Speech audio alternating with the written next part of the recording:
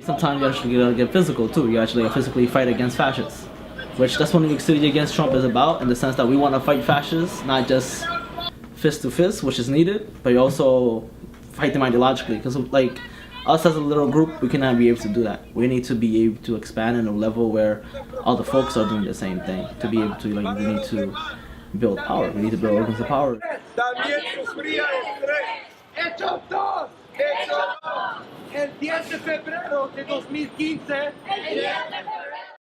My name is Rajib. I'm part of New York City Against Trump coalition, and one of the ways how we like to resist against Trump is being able to build bases in our communities, specifically amongst oppressed sectors, like for example in Roosevelt Avenue in Queens.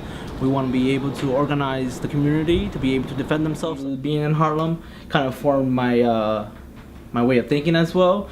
It was a tough neighborhood, it was a real bad neighborhood, Polo Grounds Towers. And it was bad in the sense because it was a lot of violence, in the sense that like so-called police were supposed to help out and serve our communities, which they weren't doing shit really. I went to college, became more like I guess people person, I guess. In college is when I started knowing more about revolutionary and radical ideas. Revolution, right? Revolution is not a dinner party, right? People understand that it's not a dinner party. It's a necessity that happens, in the sense like it's a phenomenon that happens, and it happens as a natural thing.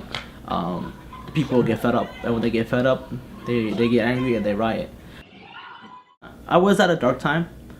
I was going to some heavy depression, I would say, where it kind of stagnated me wanting to organize again. You're like a revolutionary, or like you're choosing that path to become revolutionary. There's always something you do have to sacrifice. There's always it could be school, it could be work, it could be even family. For me, it was my family. Like I don't spend that much time with my family. My mom gets worried. She gets really worried about the things that I do. She thinks I'm trying to she always say that she thinks I'm trying to build a party or something, which I'm not trying to build a party. One of my biggest accomplishments that I was part of, mobilization that we did in Queens for January 21st. It was actually a day after his inauguration. Us having that mobilization in Queens, specifically in an area where there's predominantly are a lot of undocumented people who are targeted. This is the area that we've been most active in. And we want to build locally. We don't want to just go around different places, show our faces, and have a mobilization there, have a mobilization there, have a mobilization there. And they're like, yes, we accomplished what we wanted to do. It's not all about just mobilizations. You really gotta bring people to get involved. You gotta bring people involved to organize, and organize militantly, and organize in a way where you want to fight for self-determination. One of the actually main things we're actually trying to focus on at the very moment right now is we're doing a know your rights training and know your enemy training, and understanding what is your rights in the era of Trump. So specifically focusing on undocumented workers, undocumented people who are targeted by ICE, Immigration Customs Enforcement, as well as target of the NYPD. What we want to do is also build a rapid response network around Queens. And this rapid response network in Queens is imagine La Migra knocks on your door and you pull out a card from your hand because you remember some activist gave you a card in their hand with a number that says some shit like this pops up. Then you call this number right away, and they will help you out with things that you should do. And not only that, but they also that number, when you text them or you call them, is going to eventually go to other people, a bunch of other people in the community, to end up coming into the centralized place. You also want to be able to do is self-defense, but not just self-defense just to defend yourself, right? But understand who you defend yourself from. Because if you're just doing self-defense and you're teaching who the fuck you want to teach, you might end up teaching a fascist how to defend themselves. I don't know about y'all, but I'm not trying to teach a fascist how to defend themselves so they go continue repressing us. People have different type of skills. Listen to the people, hear what they're saying, hear their stories, right?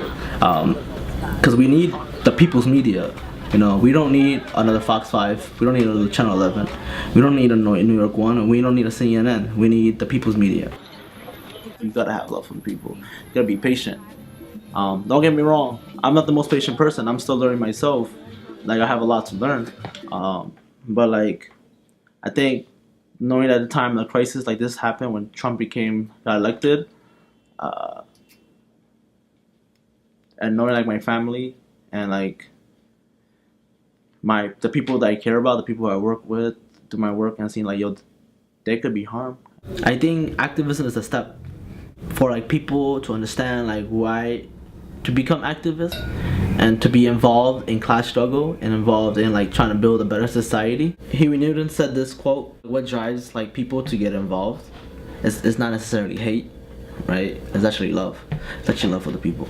I think that's actually it's a huge thing. Actually, I've been like thinking about more about it, and like when I do my work, that you gotta have love for the people and you gotta believe in the people. A la lucha, únete, únete, únete. A la lucha, únete. La mía, la policía, la misma